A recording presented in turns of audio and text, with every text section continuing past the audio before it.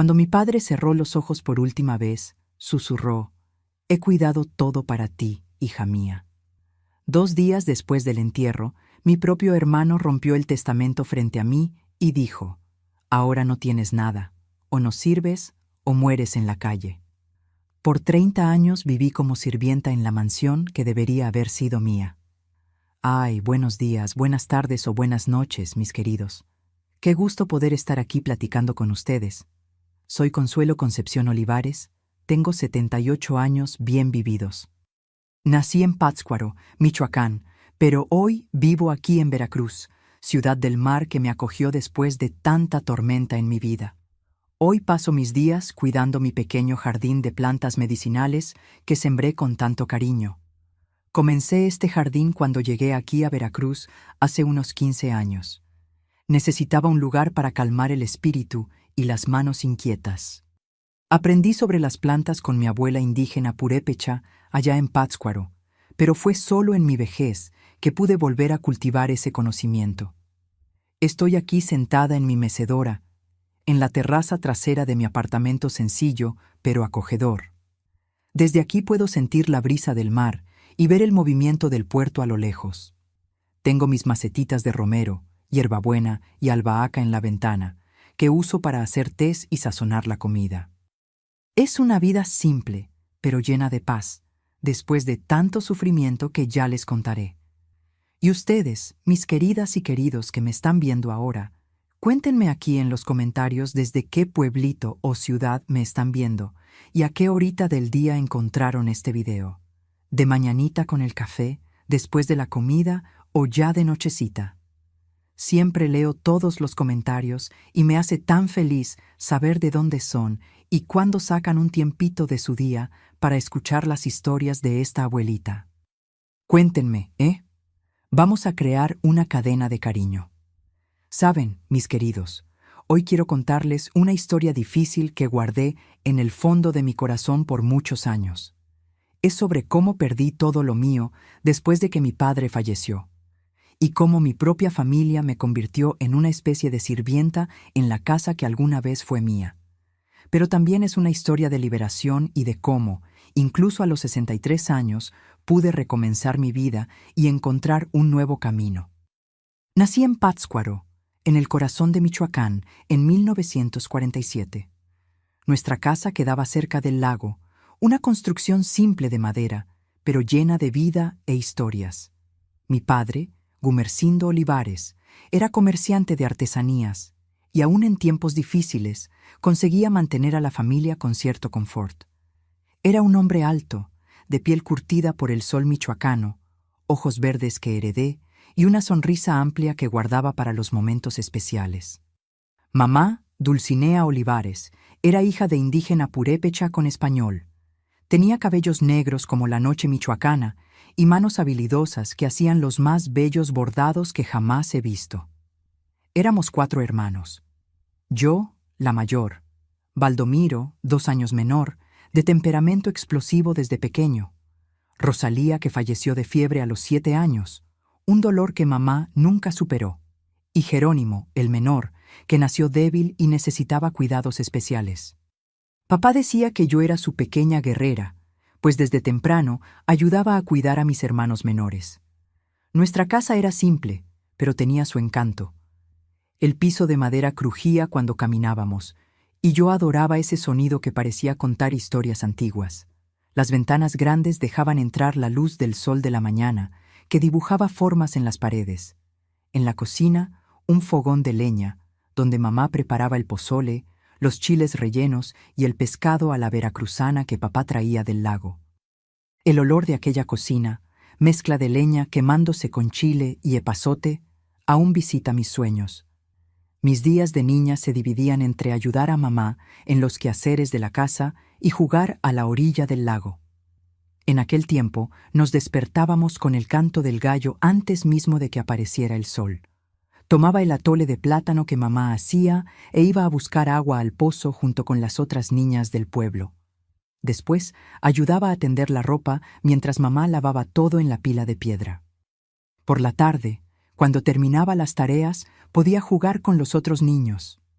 Construíamos nuestras propias muñecas de hojas de maíz que mi abuela Iracema, la madre indígena de mamá, nos enseñaba a hacer.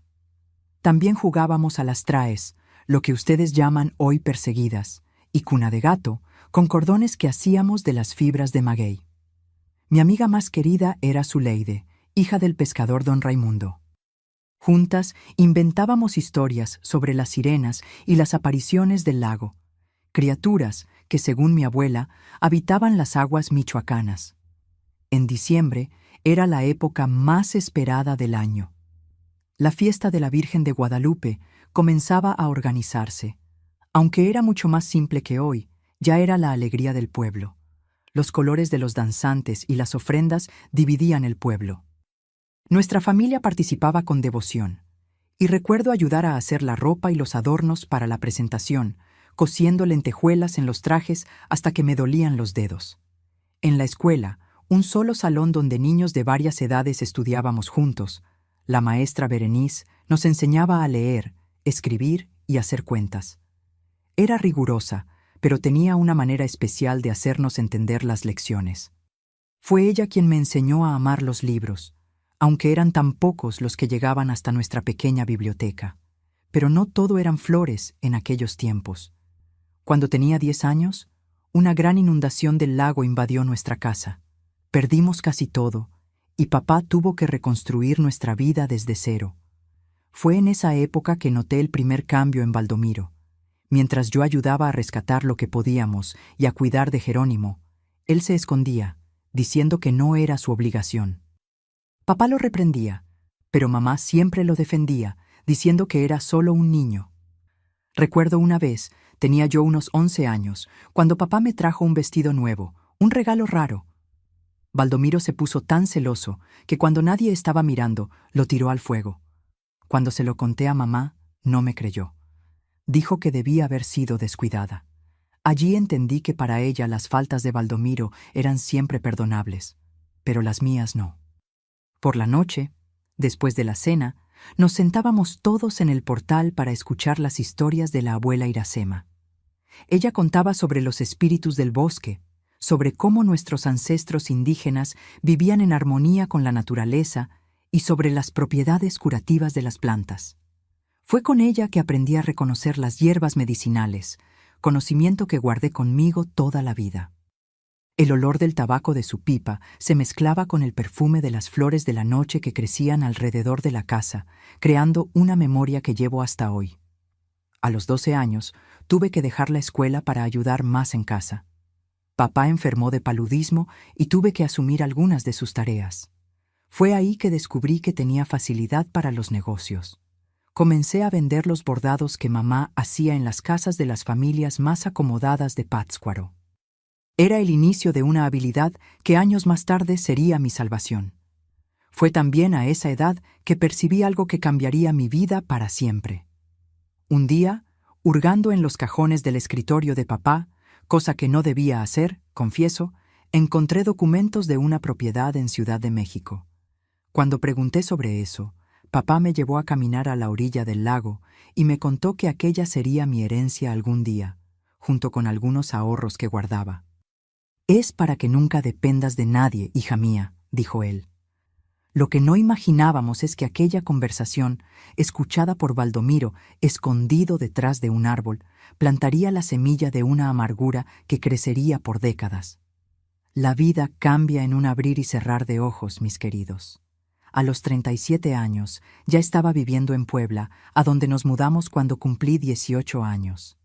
Papá expandió los negocios allá y fue donde conocí a mi esposo, Eulicio Montero, con quien me casé a los 20 años. Tuvimos una vida tranquila, sin hijos. Dios no nos concedió esa bendición, pero repleta de cariño y respeto mutuo. En 1984, recibí la noticia que cambiaría mi vida para siempre. Papá falleció de un ataque cardíaco fulminante. Recuerdo como si fuera hoy. Estaba en la cocina preparando un caldo de guachinango cuando sonó el teléfono. Era Baldomiro, con la voz extrañamente controlada, diciéndome que papá había partido. El mundo se derrumbó sobre mis hombros. Papá era mi puerto seguro, mi consejero, la persona que más me entendía en este mundo. Eulicio y yo preparamos las maletas a toda prisa y viajamos a Ciudad de México, donde la familia se había establecido después de que salimos de Pátzcuaro. Cuando llegamos, me sorprendió ver que el velorio ya había ocurrido. No podíamos esperar. El cuerpo se estaba deteriorando rápido por causa del calor, explicó mi madre, que parecía extrañamente distante, como si algo más allá del luto la preocupara. La casa en Ciudad de México era grande, en un barrio elegante, próximo al Palacio de Bellas Artes. Papá había prosperado en los negocios a lo largo de los años. Baldomiro, que ahora administraba parte de los negocios de la familia, vivía allí con mamá y Jerónimo, que nunca se casó debido a su salud frágil. Mi hermano se había convertido en un hombre imponente, siempre de traje bien cortado, con un reloj de oro en la muñeca y una manera autoritaria de hablar. Después del entierro, mientras aún estábamos todos reunidos en la sala, el abogado de la familia, doctor Irineu Cardoso, un hombre delgado, de lentes pequeños y expresión severa, apareció para hablar sobre el testamento. Recuerdo que estaba sentada al lado de Eulicio cuando el doctor Irineu comenzó a leer el documento. Conforme leía, mi corazón se aceleraba. La casa en Ciudad de México, el comercio de artesanías, la mayoría de los bienes, todo quedaría para mí, con usufructo vitalicio para mamá y una pensión mensual para Jerónimo. A Baldomiro, papá le dejaba un apartamento en Puebla y una suma de dinero. El rostro de mi hermano se contorsionó en una expresión que nunca olvidaré. Sus ojos se estrecharon y un músculo palpitaba en su mandíbula.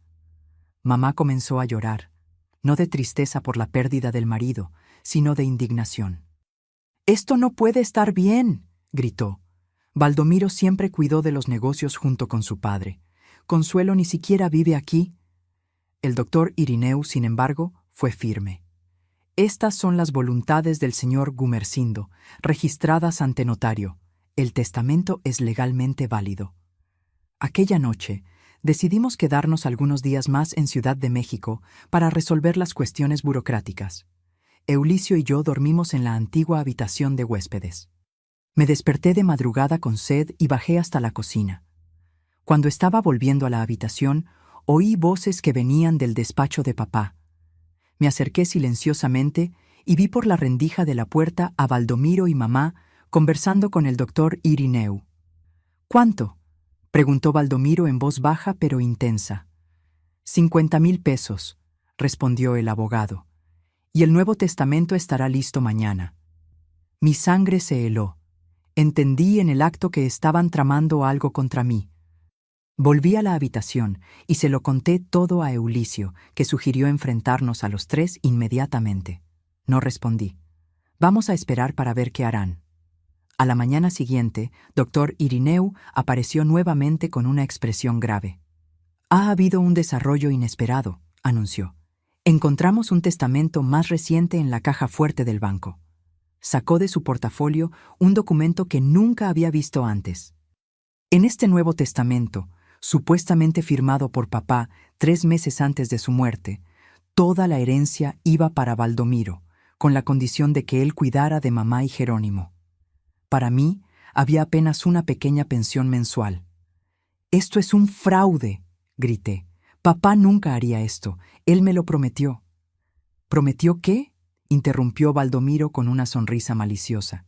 «¿Que te quedarías con todo?». «Típico de tu avaricia, Consuelo». Papá se dio cuenta en los últimos años de quién realmente se preocupaba por la familia. Miré al doctor Irineu, implorando con los ojos que hiciera algo, que reconociera la falsificación, pero él apenas desvió la mirada. Estaba comprado, era obvio. Eulicio, siempre sensato, sugirió que contratáramos nuestro propio abogado para impugnar ese Nuevo Testamento. Fue cuando mamá dio el golpe final. «Si haces eso, Consuelo, nunca más serás bienvenida en esta familia». Además, hizo una pausa dramática. «Tal vez tu marido querría saber sobre tus visitas al doctor Lorenzo cuando vivíamos en Pátzcuaro». Mi sangre se heló. Doctor Lorenzo era el médico que me había atendido cuando sufrí un aborto espontáneo a los 16 años, antes mismo de conocer a Eulicio. Nunca se lo conté a nadie, excepto a mamá, que había jurado guardar el secreto. Era una herida que llevaba en silencio, principalmente porque Eulicio siempre quiso hijos. En aquel momento percibí que estaba acorralada. Volvimos a Puebla destrozados e intenté seguir con mi vida, recibiendo la miserable pensión que apenas alcanzaba para comprar alimentos básicos. 3 meses después, otro golpe. Eulicio fue diagnosticado con un cáncer agresivo en el páncreas. En cuestión de semanas, se consumía frente a mí. Los tratamientos eran caros, mucho más allá de lo que podíamos pagar. Desesperada, llamé a Baldomiro, pidiendo ayuda. «Claro, hermana mía», dijo con falsa dulzura. «Vengan a vivir con nosotros a Ciudad de México. Tengo los mejores médicos, los mejores tratamientos. Cuidaré de mi cuñado como si fuera mi propio hermano». Reticente, pero sin alternativas, aceptamos la oferta. Cuando llegamos a Ciudad de México, Baldomiro nos instaló no en la casa principal, sino en una pequeña habitación de servicio en la parte trasera del terreno, húmeda y mal ventilada. Prometió que era temporal hasta que la habitación de huéspedes fuera reformada. Aquella reforma nunca ocurrió. Eulicio empeoraba cada día. Los médicos prometidos por Baldomiro tardaron semanas en aparecer y cuando finalmente vinieron, apenas confirmaron lo que ya sabíamos. Era demasiado tarde.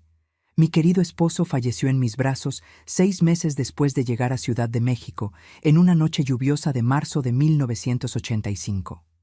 El día siguiente al entierro, aún llorando, fui llamada al despacho de Baldomiro.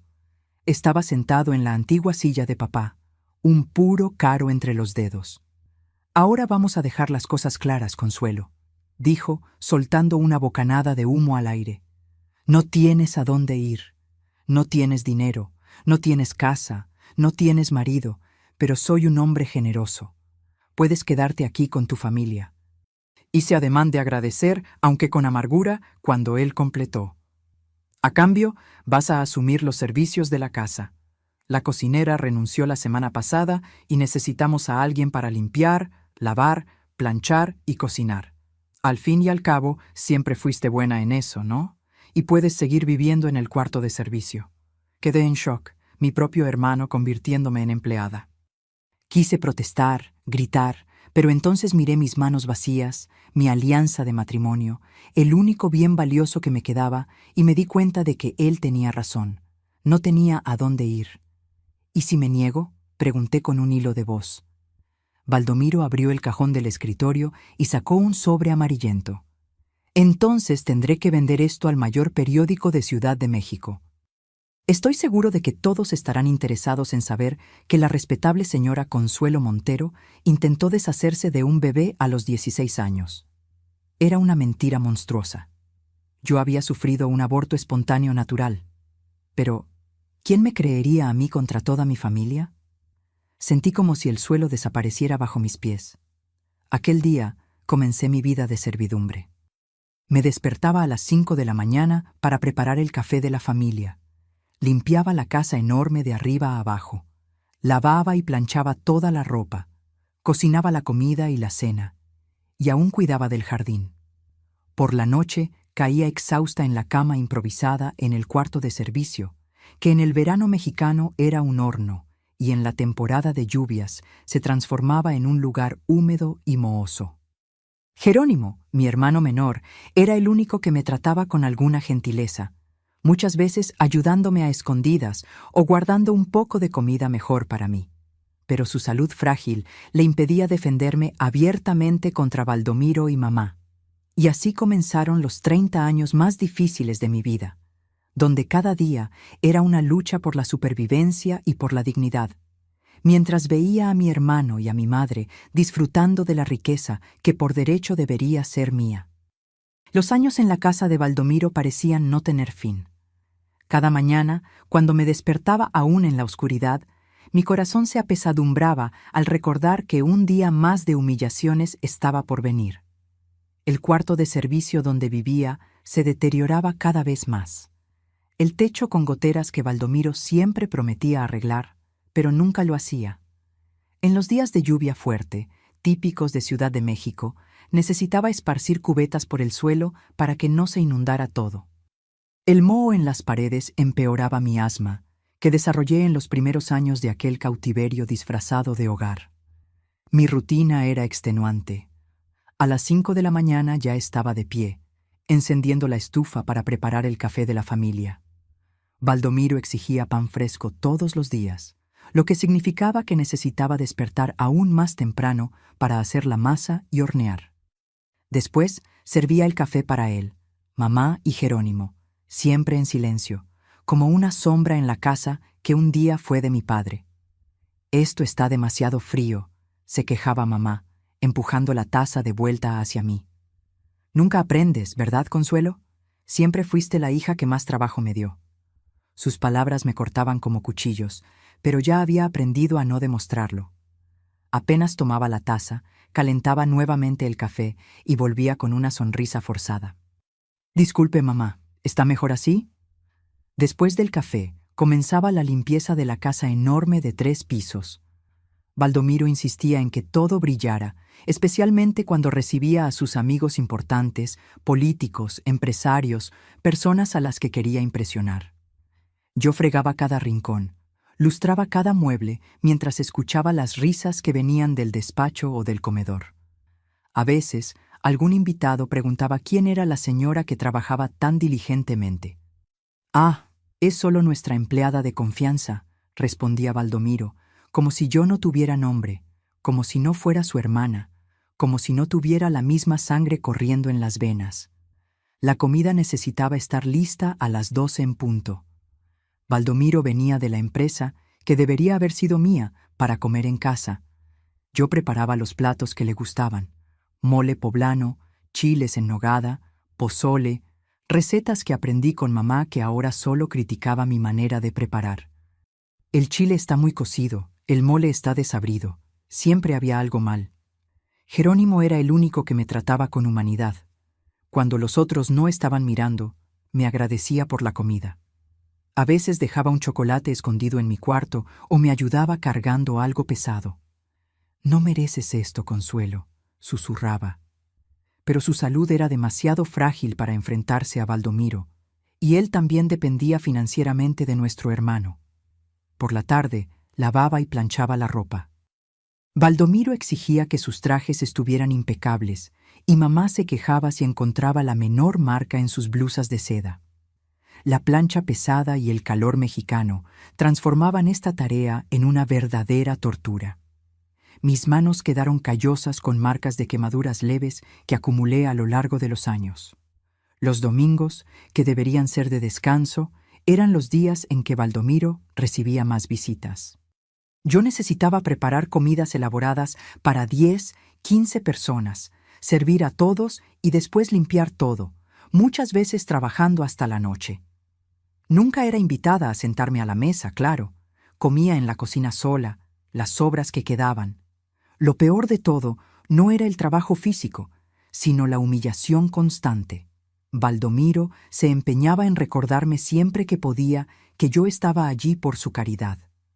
«Deberías agradecer todos los días por tener un techo sobre tu cabeza», decía. «Allá afuera, una vieja sin calificaciones como tú estaría pidiendo limosna en la calle». Yo no era vieja en aquella época. Tenía apenas 38 años cuando todo comenzó, pero la vida dura me envejeció prematuramente. A los 45 años ya tenía el cabello completamente blanco y arrugas profundas marcaban mi rostro. El reflejo en el espejo mostraba a una mujer abatida, nada parecida a la joven llena de sueños que un día fui. La situación financiera era otro tipo de abuso. Baldomiro me daba una mensualidad miserable, insuficiente incluso para comprar productos de higiene básica. Muchas veces necesité improvisar usando restos de jabón y haciendo mis propias cremas con las hierbas que conseguía cultivar en un rinconcito del jardín, conocimiento que heredé de la abuela Iracema y que se convirtió en mi pequeño refugio. En 1990 tuve un colapso de salud. Trabajando sin parar, mal alimentada y durmiendo poco, mi cuerpo finalmente protestó. Caí en la cocina mientras preparaba la cena con una fiebre altísima. Recuerdo vagamente a Jerónimo llevándome al cuarto de servicio, poniendo compresas frías en mi frente. Estuve en cama durante semanas con neumonía severa. Baldomiro se negó a llamar a un médico. «Es solo una gripe. Siempre fue débil desde niña», le oí decir a mamá. Fue Jerónimo quien, a escondidas, trajo al doctor Osvaldo, médico jubilado que vivía cerca y aceptó atenderme por amistad con él. «Esta señora necesita hospitalización inmediata», declaró el médico, horrorizado con mi estado. Pero Baldomiro se opuso. «No tenemos dinero para hospital», mintió, siendo dueño de una de las mayores empresas de la región. El doctor Osvaldo, indignado, proporcionó los medicamentos que pudo y orientó a Jerónimo sobre cómo cuidarme. Durante esa enfermedad descubrí algo que me dio una pequeña esperanza. Jerónimo, mientras arreglaba mis pocas pertenencias, encontró una antigua caja de recuerdos donde guardaba fotos de papá. Entre ellas había una tarjeta con el nombre y teléfono del señor Abelardo Queiroz, antiguo amigo de papá que trabajaba en la Notaría Central de Ciudad de México. Tal vez él sabría algo sobre el verdadero testamento. Cuando mejoré un poco, llamé al número, usando el teléfono de la cocina mientras todos dormían. Para mi decepción, el señor Abelardo había fallecido años atrás. Una puerta más se cerraba. Los años 90 trajeron otras dificultades. Mamá comenzó a desarrollar demencia, volviéndose aún más cruel e impredecible. Cierta mañana, desperté con ella arrojando agua hirviendo a mi puerta, gritando que yo había robado sus joyas. Baldomiro, en vez de percibir el problema de salud de ella, usó esto como una forma más de controlarme. ¿Ves lo que le haces a mamá? La presencia de una ingrata como tú la perturba. Pasé a cuidar de ella también, además de todas las otras tareas. Cambiaba su ropa, la bañaba, administraba medicamentos. La ironía era cruel. La mujer que permitió que me transformaran en sirvienta ahora dependía completamente de mis cuidados. Algunas veces, en momentos de lucidez, creí ver arrepentimiento en sus ojos, pero tal vez fuera solo mi necesidad desesperada de encontrar alguna humanidad en ella. En 1997 hubo un breve destello de esperanza. Encontré, escondido en un antiguo libro contable de papá, el nombre de otro abogado que había trabajado con él, Dr. Arnaldo Becerra. Conseguí localizarlo, ya jubilado, viviendo en Cuernavaca. «Sí, recuerdo el testamento del señor Gumersindo», confirmó por teléfono. «Estaba todo a su nombre, doña Consuelo. Su padre temía exactamente lo que ocurrió. Conocía bien la naturaleza de su hermano». Mi corazón se aceleró. Finalmente, alguien que podría testificar la verdad. «¿Usted testificaría esto en juicio?», pregunté con la voz temblando de emoción. Hubo un largo silencio al otro lado de la línea. «Doña Consuelo, esto fue hace tantos años. No tengo ninguna prueba documental. Sería mi palabra contra la de un empresario poderoso. Y para ser sincero, su familia tiene conexiones que podrían perjudicar no solo a mí, sino a mis hijos y nietos. ¿Entiende lo que estoy diciendo?». Entendí perfectamente. A lo largo de los años, Baldomiro había construido una red de influencia en Ciudad de México. Políticos, jueces, empresarios, todos frecuentaban las cenas que yo preparaba y servía en silencio. ¿Quién se atrevería a ponerse contra él por una vieja empleada? A principios de los años 2000, la salud de Jerónimo empeoró considerablemente. Su corazón, siempre frágil, comenzó a fallar. Pasé a dividir mi tiempo entre los quehaceres de la casa, los cuidados de mamá y las noches en vela al lado de su cama. Jerónimo, sintiendo que no tendría mucho tiempo, comenzó a hacerme confidencias. «Consuelo, sé cosas sobre Baldomiro, documentos que esconde, negocios ilícitos, evasión de impuestos. Está todo guardado en la caja fuerte detrás del cuadro en el despacho». Esa información encendió una pequeña llama dentro de mí. Tal vez hubiera una manera de recuperar al menos parte de lo que me fue quitado, pero necesitaba ser cautelosa. Baldomiro no era un hombre que dudaría en hacer algo drástico si sentía su posición amenazada. En 2005, la situación llegó al punto más crítico. Jerónimo falleció de insuficiencia cardíaca. Perdí a mi único aliado, la única persona que me trataba como ser humano en aquella casa.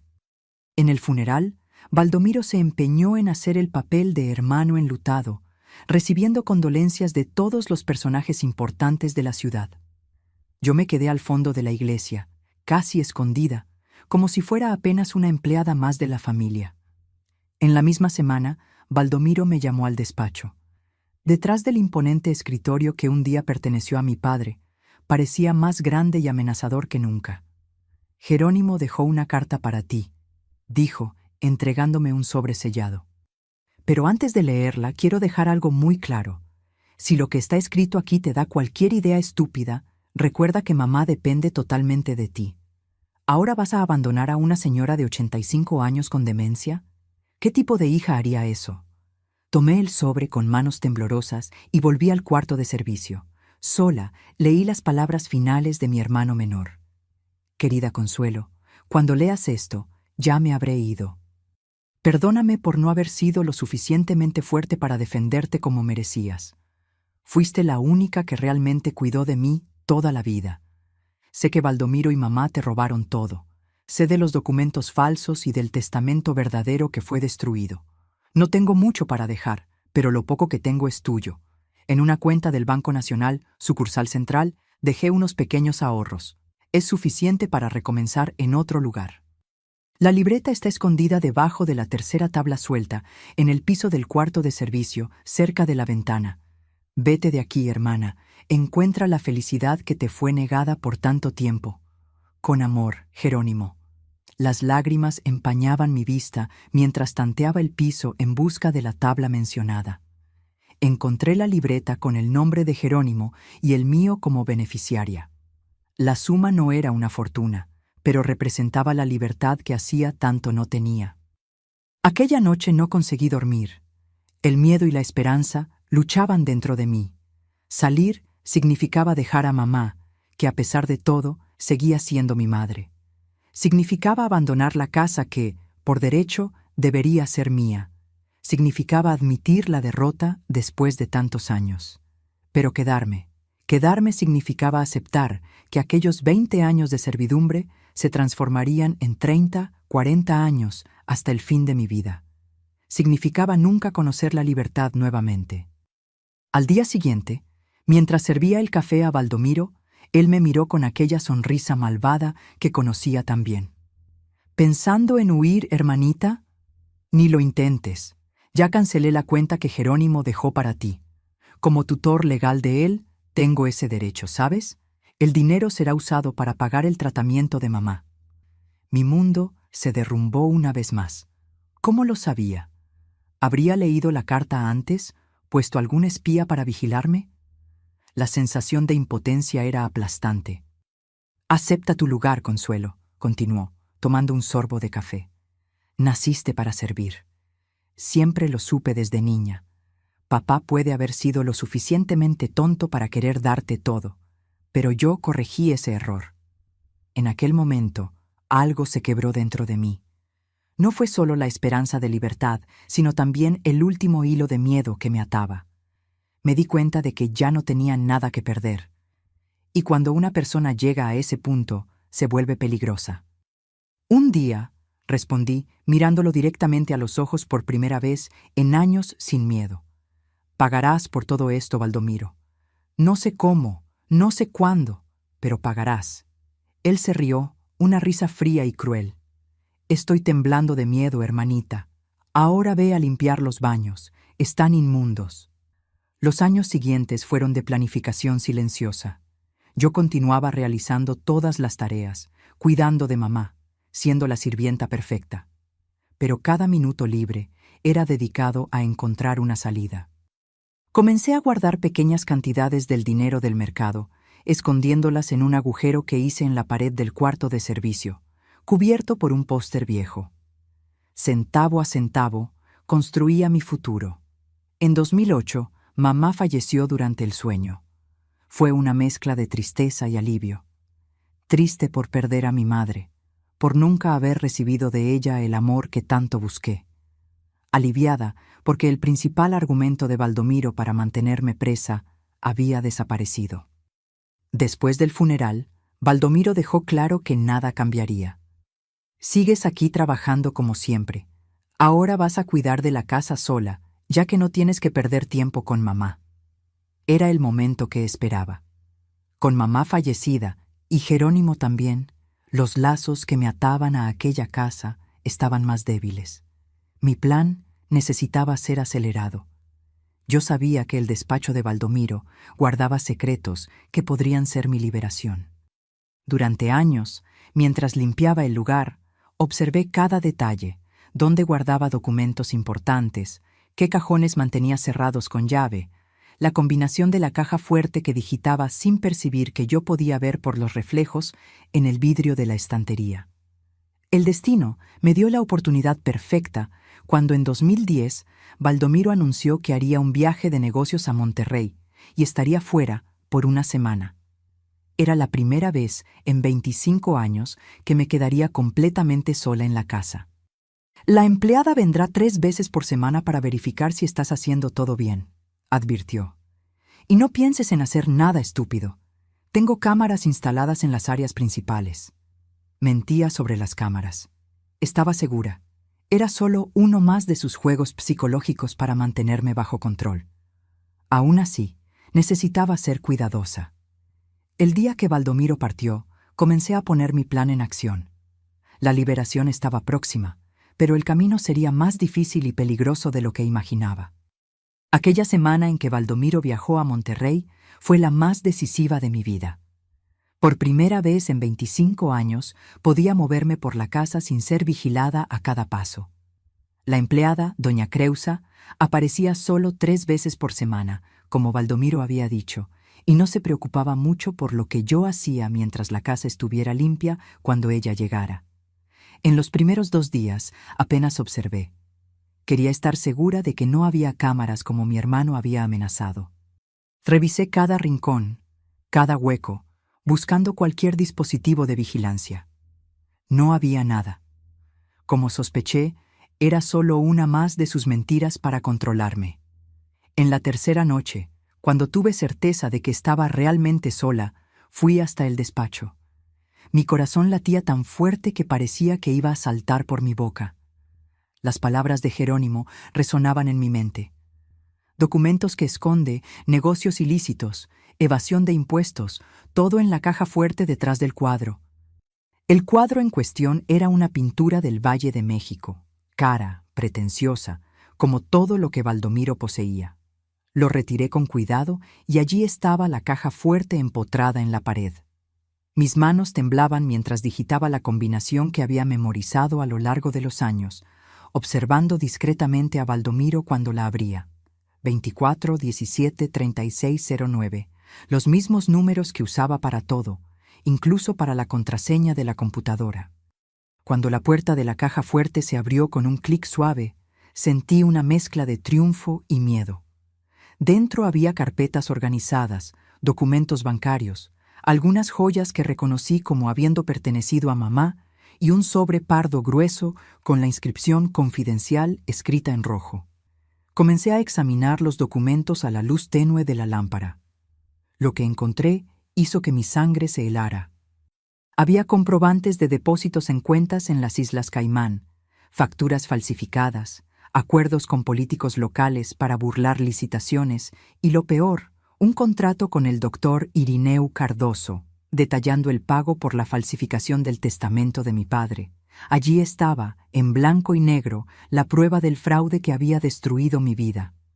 El documento especificaba claramente que el doctor Irineu recibiría 50,000 pesos por la elaboración y legalización de un testamento sustituto a favor de Baldomiro Olivares. Había incluso una cláusula sobre el sigilo perpetuo. Mi mano temblaba mientras sostenía aquel papel. Una mezcla de rabia y vindicación me invadió. Finalmente, después de tantos años, tenía una prueba concreta. Continué examinando los documentos y encontré algo aún más impactante.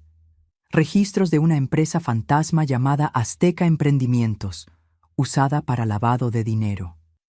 Los valores involucrados eran astronómicos, millones de pesos desviados de contratos con el gobierno federal.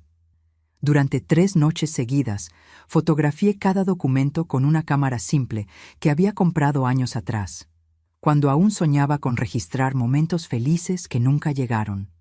Hice copias de todo lo que parecía importante y escondí los rollos en el cuarto de servicio dentro de una lata de galletas vacía. En el 5.º día, necesité tomar una decisión.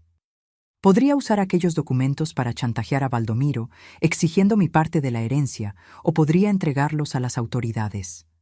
La primera opción significaría más dinero, pero tendría que seguir lidiando con mi hermano. La segunda significaría justicia, pero sin garantía de compensación financiera para mí. Mientras consideraba mis opciones, el teléfono de la casa sonó. Era Baldomiro, avisando que volvería al día siguiente, un día antes de lo previsto. ¿Está todo en orden ahí?, preguntó con aquella voz controladora. Sí, todo perfecto, respondí, manteniendo la voz calmada, a pesar del pánico que comenzaba a crecer dentro de mí. La casa está limpia y organizada.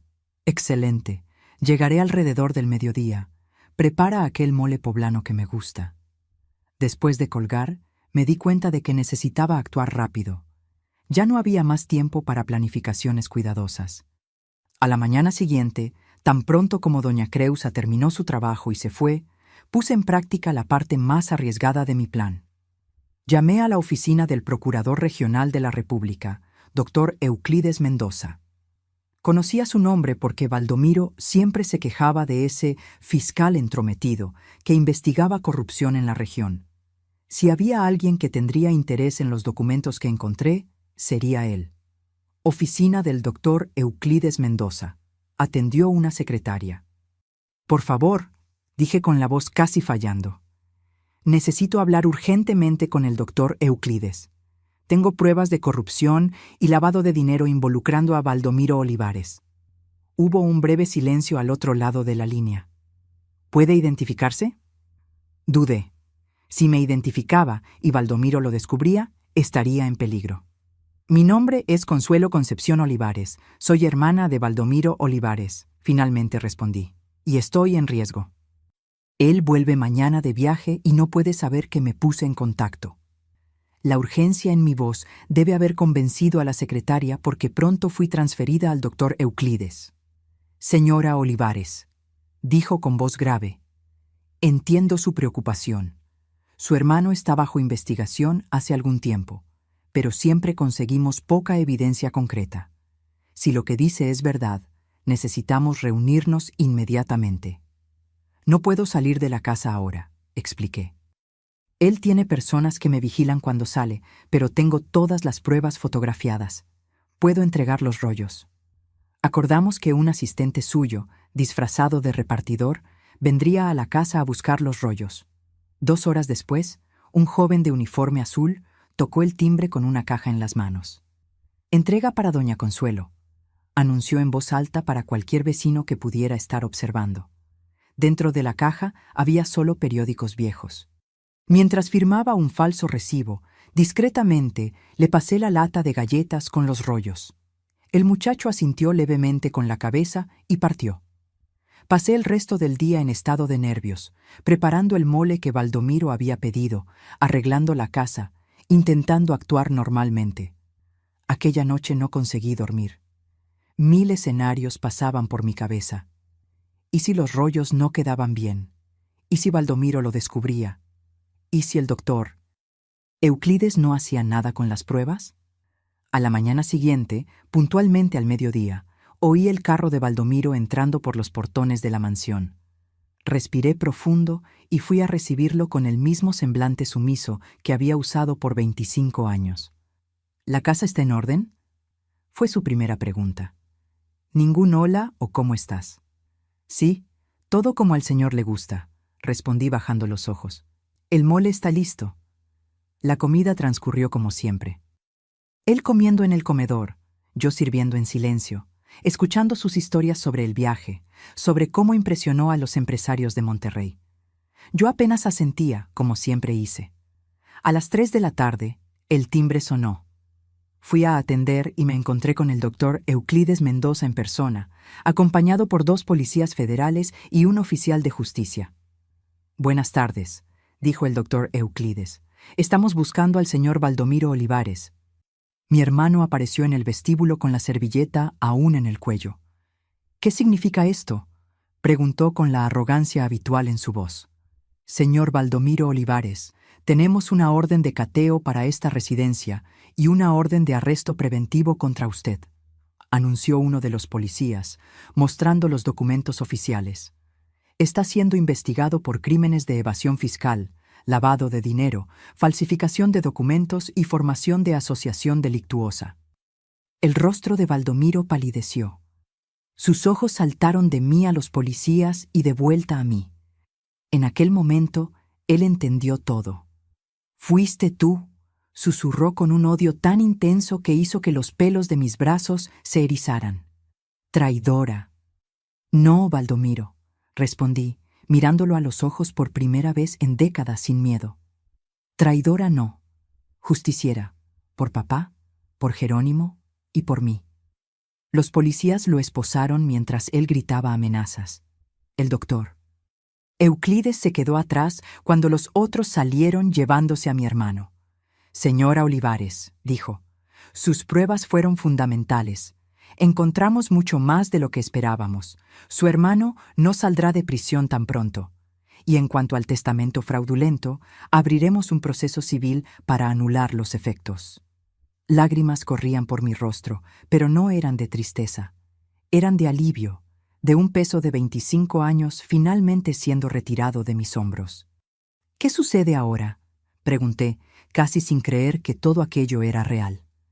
Ahora usted está libre, señora. Esta casa y los bienes legítimos serán bloqueados durante la investigación, pero hay grandes probabilidades de que todo sea restituido a usted como heredera legítima». En los meses siguientes, viví en una especie de limbo. Continué en la casa, pero ya no en el cuarto de servicio. Me mudé a la habitación principal, aquella que debería haber sido mía por derecho. Baldomiro permaneció en prisión preventiva mientras el proceso seguía su curso. El doctor Euclides me presentó a la doctora Odette Campos, una abogada especializada en derecho sucesorio, que asumió mi caso pro bono, conmovida por mi historia. Ella fue incansable, reuniendo pruebas, testigos, reconstruyendo el rompecabezas del fraude orquestado por mi hermano. «El caso es fuerte», me garantizaba. «El doctor Irineu Cardoso ya confesó la falsificación a cambio de reducción de pena. Guardó copias de todo, como garantía en caso de que su hermano intentara algo contra él». En 2011, un año después del arresto de Baldomiro, el tribunal finalmente anuló el testamento falso. El juez determinó que todos los bienes que habían sido de mi padre, la casa, la empresa, las cuentas bancarias, debían ser transferidos a mi nombre con intereses y correcciones. «Es más dinero del que jamás necesitaré», comenté con la doctora Odette cuando vi los valores. «Usted merece cada centavo, doña Consuelo», respondió, «y más aún por el sufrimiento que pasó».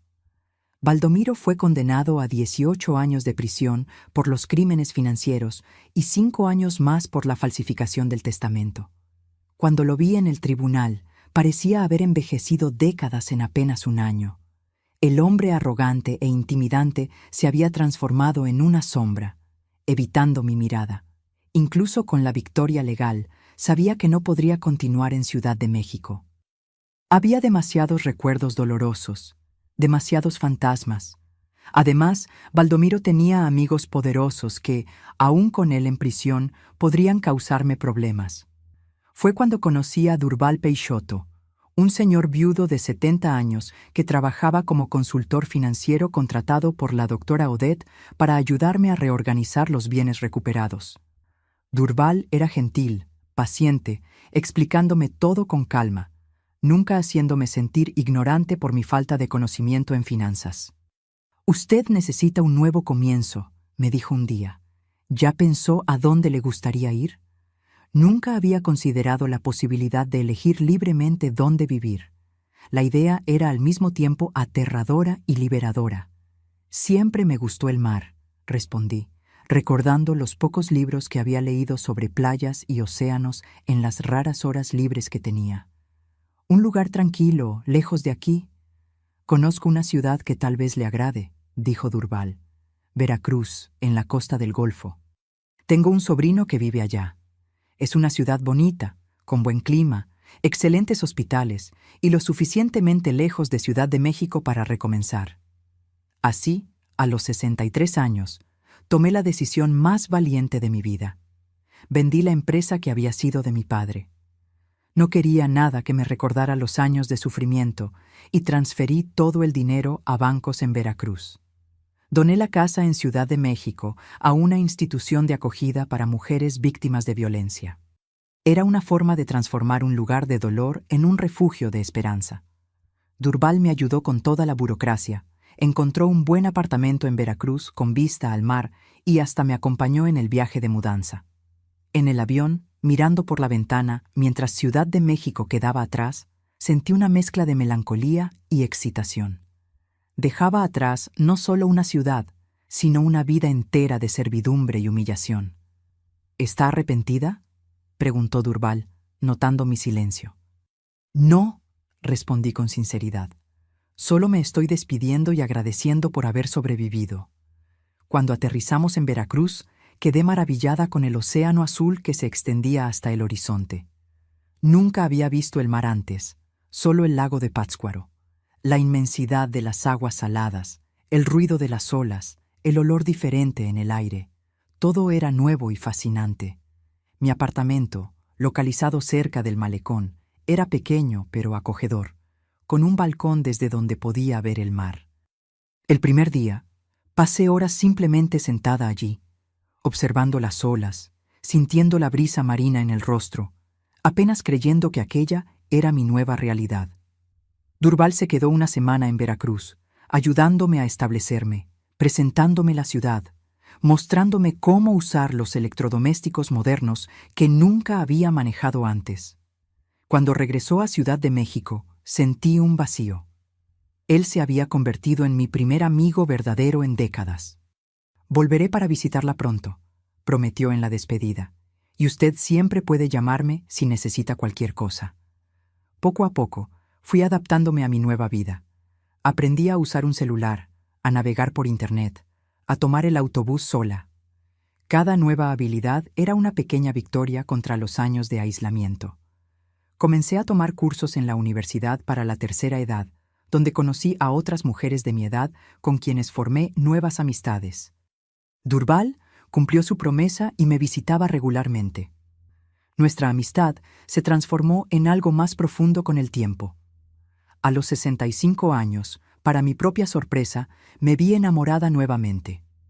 Durval me pidió matrimonio durante una cena junto al mar, y acepté con el corazón lleno de gratitud por esta segunda oportunidad en la vida.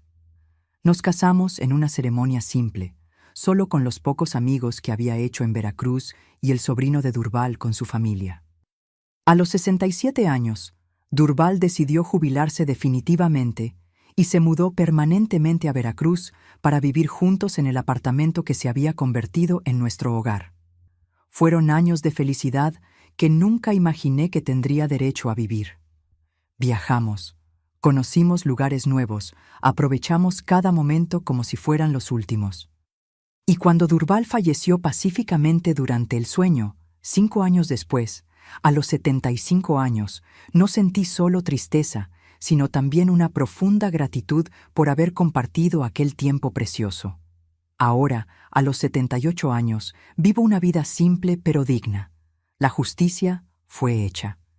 Encontré el amor nuevamente y, más importante, me encontré a mí misma, la mujer fuerte que siempre existió debajo del miedo y la sumisión. El cuarto de servicio húmedo de Ciudad de México y los 25 años de servidumbre parecen una pesadilla distante, casi como si hubieran ocurrido a otra persona. Pero llevo las lecciones de aquellos años conmigo. La resistencia, la paciencia y la certeza de que nunca es demasiado tarde para luchar por justicia y recomenzar. Hoy, a los 78 años, mi vida en Veracruz es un regalo diario que agradezco a Dios todas las mañanas. Mi apartamento cerca del malecón sigue siendo mi rinconcito de paz, con el balcón que me da vista al mar. Ese mismo mar que me recibió con los brazos abiertos cuando llegué aquí hace 15 años, lista para recomenzar. Mi rutina es simple, pero llena de pequeñas alegrías que valoro demasiado después de todo lo que pasé. Me despierto temprano con el primer rayo de sol entrando por la ventana. Hago mi desayuno tranquilamente, generalmente unas quesadillas con queso fresco y un café con leche. Después cuido mi pequeño jardín de hierbas en el balcón. Tengo romero, albahaca, hierbabuena, epazote e incluso una planta de chile que conseguí adaptar al clima de aquí. Un pequeño recuerdo de mi Michoacán que no quise dejar atrás. Las mañanas generalmente están dedicadas a los cuidados de la casa. Aunque podría pagar a alguien para hacer la limpieza, prefiero hacerla yo misma.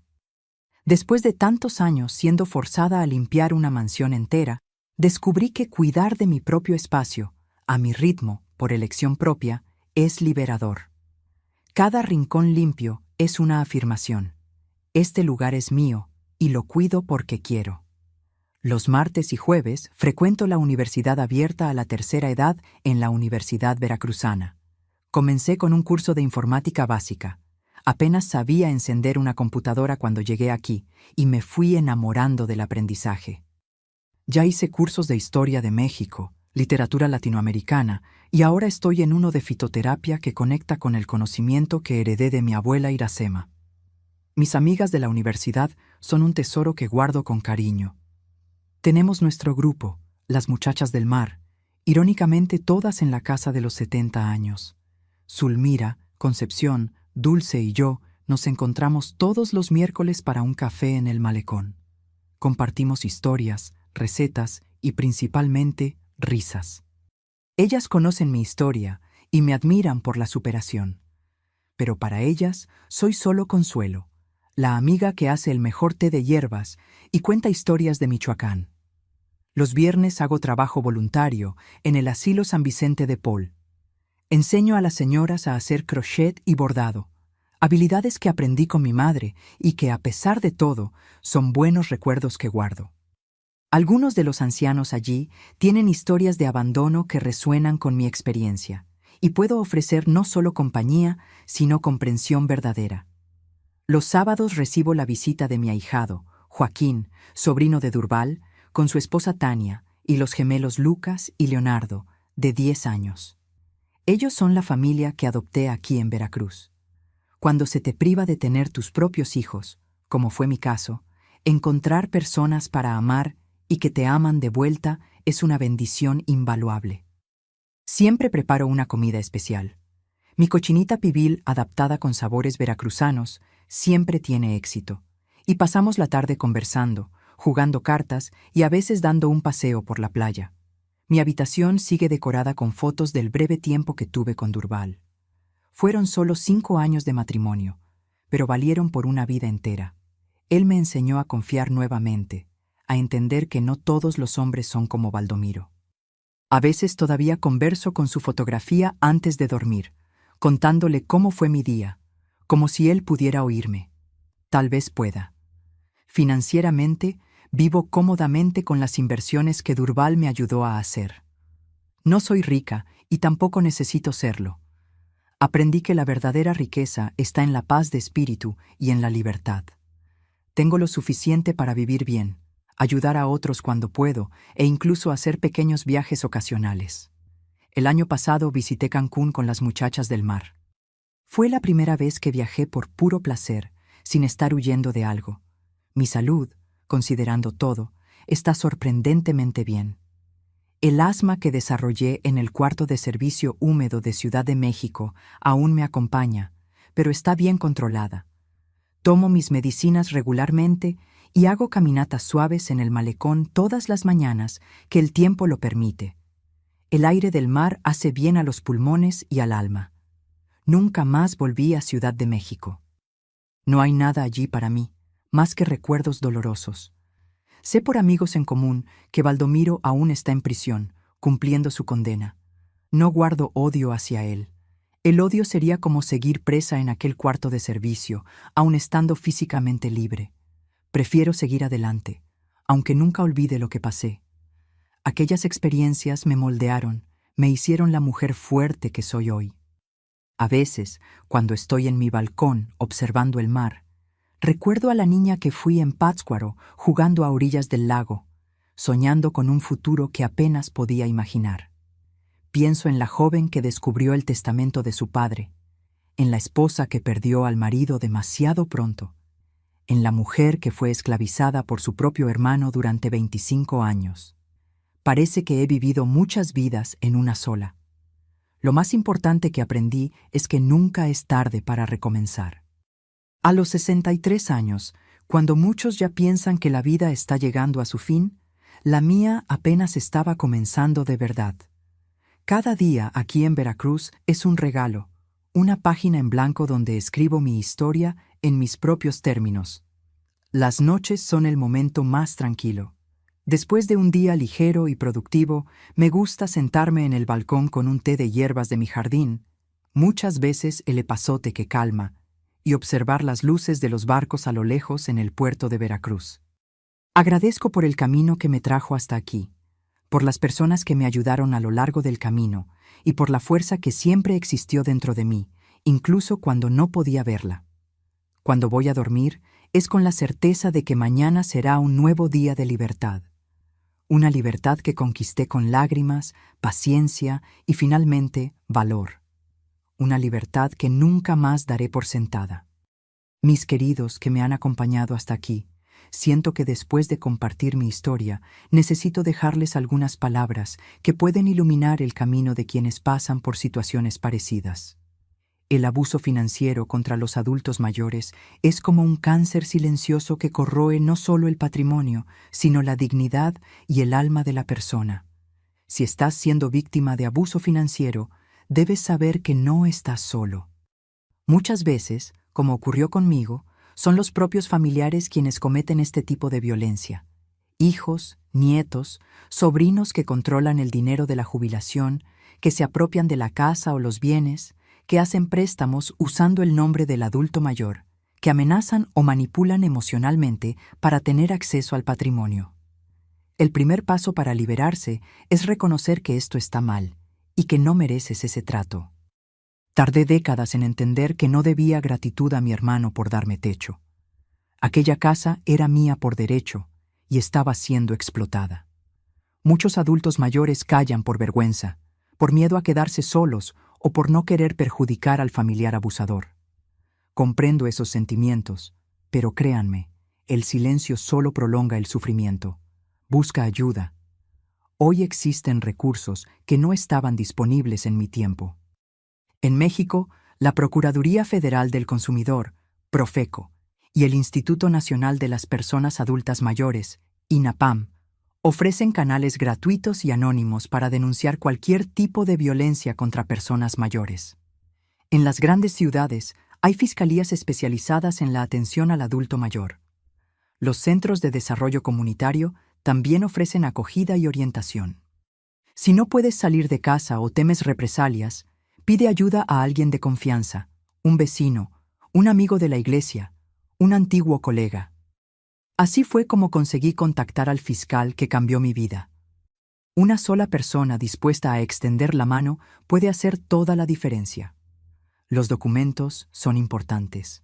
Si puedes, guarda copias de escrituras, testamentos, extractos bancarios, cualquier papel que compruebe tu derecho a la propiedad o renta. En mi caso, las fotografías de los documentos de mi hermano fueron decisivas para probar el fraude. Hoy, con los celulares, es mucho más fácil registrar estas pruebas. Para quienes están cerca de un adulto mayor, estén atentos a las señales. Cambios repentinos en la situación financiera, transferencia inesperada de bienes, aislamiento social impuesto por familiares, impedimento de acceso a cuentas bancarias o documentos personales. Muchas veces, la persona mayor no pide ayuda por miedo o vergüenza. Una mirada atenta puede salvar una vida. A los profesionales, bancarios, médicos, trabajadores sociales que tratan con adultos mayores diariamente. Ustedes son una línea de frente importantísima. Un simple cuestionamiento sobre cómo están siendo administrados los recursos del adulto mayor puede revelar situaciones de abuso. No se callen ante sospechas. Lo que más deseo transmitir es que nunca es tarde para recomenzar. A los 63 años, cuando muchos piensan que la vida está en su final, la mía apenas estaba comenzando verdaderamente. Perdí mucho tiempo, es cierto, pero gané sabiduría, fuerza y principalmente, libertad. Cada día que vivo ahora tiene un sabor especial, porque sé el valor de poder hacer mis propias elecciones. No existe edad para ser feliz, no existe edad para ser libre, no existe edad para luchar por tus derechos. Mientras haya vida, hay posibilidad de cambio. Yo soy prueba viva de ello. Si conoces a alguien que está sufriendo abuso financiero o cualquier otro tipo de violencia, no esperes para actuar. Una palabra de apoyo, una orientación sobre dónde buscar ayuda o incluso una denuncia anónima puede salvar a esa persona de años de sufrimiento. Si yo hubiera encontrado a alguien así en mi camino más temprano, tal vez no habría perdido 25 años de mi vida. Agradezco de corazón a todos los que me han acompañado en este viaje de memorias. No fue fácil revivir ciertos momentos, pero si mi historia puede ayudar al menos a una persona a encontrar valor para cambiar su situación, todo este esfuerzo habrá valido la pena. Mis queridos, por favor, si conoces a un adulto mayor que está siendo financieramente abusado por hijos o parientes que roban su pensión, sus bienes o controlan su dinero dejándolo en la miseria, comparte este video inmediatamente con él. Cada minuto que pasa, otro adulto mayor está perdiendo no solo su sustento, sino su dignidad. Suscríbete al canal ahora mismo y activa la campanita, porque compartir estas historias puede literalmente salvar vidas. Tal vez tu vecino, tu tía o hasta tu propia madre esté sufriendo en silencio, con miedo de pedir ayuda. Comenta abajo si conoces algún caso así o si ya ayudaste a alguien a salir de esa situación terrible. Tu experiencia puede guiar a otra persona hacia la libertad. Hazlo ahora. No esperes ni un minuto más. Porque, mis queridos, lo que nunca le conté a nadie hasta hoy es que cuando finalmente denuncié a mi hermano, descubrí que él tenía un plan para deshacerse de mí permanentemente. Entre los documentos encontrados por la policía, había la compra de veneno para ratas en gran cantidad y anotaciones sobre cómo administrarlo en pequeñas dosis diarias en mi té para simular una muerte natural. Si hubiera esperado unos meses más para actuar, no estaría aquí hoy contando mi historia.